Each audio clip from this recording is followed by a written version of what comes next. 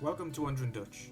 Today we are going to be looking at everything available on launch this fall/winter for the Xbox Series X and S.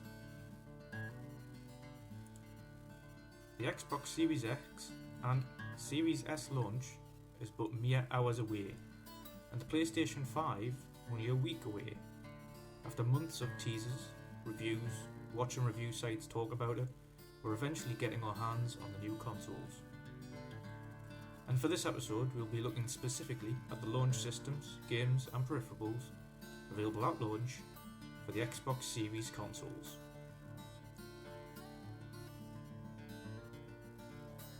First up, we have the consoles themselves. Firstly, we have the Xbox Series X, the big daddy of the two consoles. This is the benchmark console for Microsoft and Xbox this generation. A true powerhouse and an amazing piece of engineering, on sale for £449.99 or $500. The console itself is the same height as the Xbox One X, however a little shallower, but a little chunkier in the same breath. The console itself has more than double the power of its predecessor based on better Zen 2 and RDNA 2 architecture, an ultra-fast SSD powered by Xbox Velocity architecture to ensure you can get into your games anywhere from 50% to 150% faster than ever before. It also has hardware accelerated ray tracing to help make games more realistic than ever before, with realistic lighting and reflections, and the capability to output up to 8K resolution, 4K primarily, and frames from 30 to 120 frames per second, depending on the games and modes, giving the gamer more choice than ever before. Secondly, we have the baby of the two consoles, but don't take this one lightly. The Xbox Series S is the all-digital, low-cost powerhouse catered for everyone.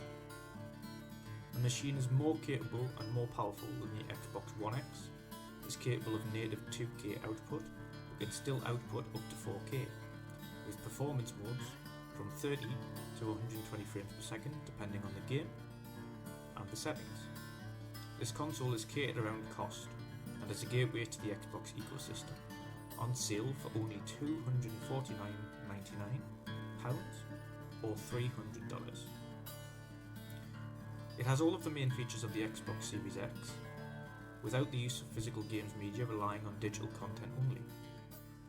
It still has the performance to include all of the technology from the Series X, but simply paring back texture resolution and native game resolutions, focusing on ensuring a clean image from 1080p to 1440p, but retaining features such as hardware accelerated ray tracing, sampler feedback streaming, variable rate shading, and Xbox Velocity architecture, and all of the other additional features from the new console, including that ultra-fast SSD.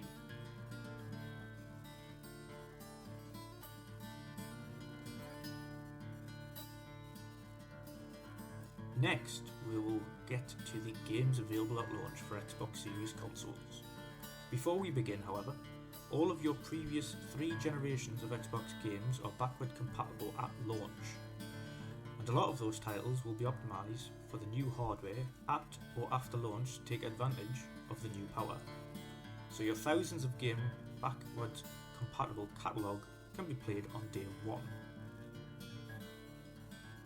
First up, however, we have 2 smaller independent developer games. Bright Memory 1.0, the epilogue to the upcoming Bright Memory Infinite, due out next year on the Xbox Series platforms. Bright Memory 1.0 is available now to buy with Xbox Series S and X optimization for only £6.99 or $8, to give you a taste of what to expect when the main title arrives next year.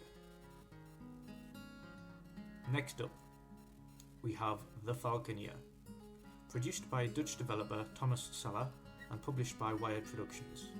The Falconeer is an open-world air combat game featuring fast, brutal aerial dogfights and deep exploration of an incredible fantasy open world set not only above the clouds but also amongst the waves and down through sunken ocean depths. This game is also available now only for $24.99 on Xbox Series S and X Optimized.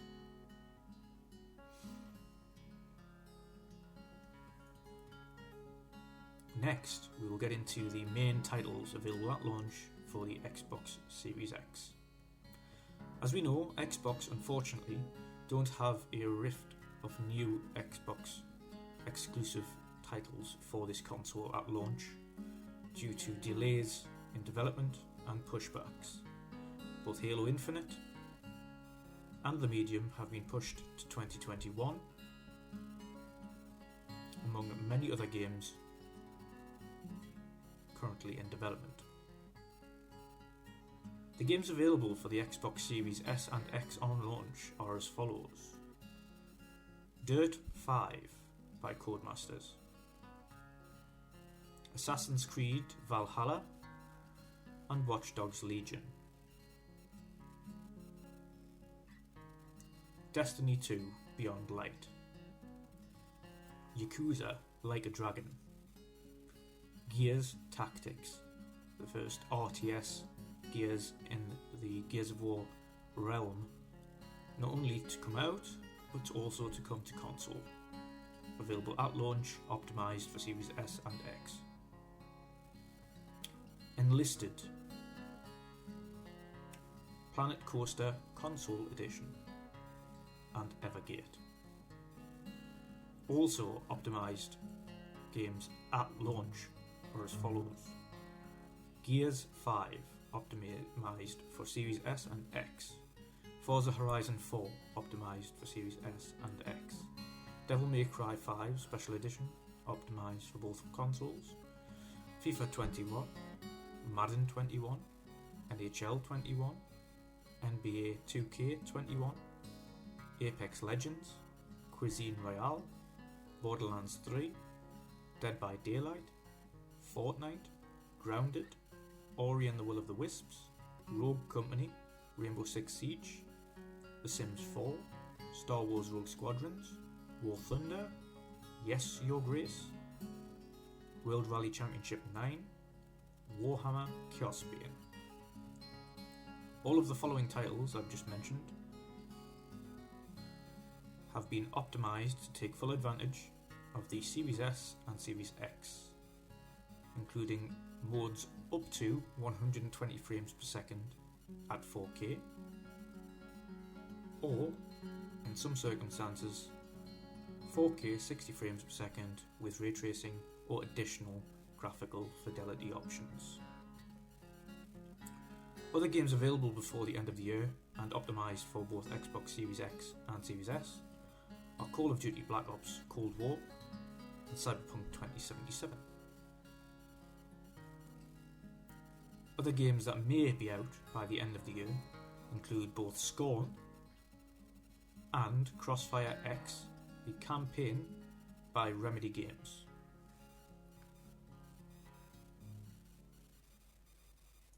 Next, we'll talk about peripherals available at launch. We know both consoles come with the new Xbox Series controllers. That includes the new share button and slight redesign of the controller itself, with tactile and textured triggers and bumpers, and a new texture for the actual controller itself. However, remaining relatively similar to the Xbox One controllers, the Series X comes with a black controller and the Series S with a white controller. Both are available to buy separately for the standard £54. However, there is also an additional Shock Blue controller available to purchase alongside those. Design Labs, as we know, is currently down for service to retrofit the factory to ensure they can then unveil their new designs and options for the Xbox Series controllers. The fan favourite design and build your own controller site will be back up early next year with new options to create your own controllers directly with Microsoft, with millions of colour choices and options to choose from. Xbox have also collaborated with Seagate to create their first expansion storage cards. The Seagate 1TB SSD storage expansion card currently retails at £220. This takes advantage of the internal Xbox Velocity architecture, and as expensive as it may seem for the speed of the card, this is roughly average for the storage size based on PC comparisons. This will allow you to store 15 to 20 large games or up to 50 smaller games. However, as discussed, there is no need to install your last generation games onto this storage or the internal. They do not take advantage of any of the additional features. Any previous gen game without direct optimization, as you will find on boxes, or labelled on the Microsoft Store, can be played directly through the USB 3 hard disk drives and will still have vastly improved load times. There will also be additional new peripherals from second and third party companies also. However, all of your current Xbox accessories, headphones and controllers will work with both the Xbox Series S and Series X on day one. Final points to note. Both the Xbox Connect and the Video In options are no longer available or supported for either console. They removed the compatibility for Connect and no longer sell or provide the adapter to work on the Xbox Series consoles. Video In has also been removed, so cable will now have to be connected directly to either your own DVR or directly to the TV in order to watch. If you have any questions, please leave a comment and I'll be happy to help. Otherwise, I hope you enjoyed the video. Tune in on Tuesday afternoon or evening for my live unboxing of the Xbox Series X, where I'll be discussing my next customization and unveiling what I will be doing to the Xbox Series X. Followed on Wednesday evening for the Midweek Mix-Up podcast with Ubisoft Nordic Community Manager Magnus Sanford and Song of Iron developer Joe Winter for our thoughts on the launch titles and systems. Please like, share and subscribe, and make sure you hit that notification bell to be notified for new content and when we go live. See you next time.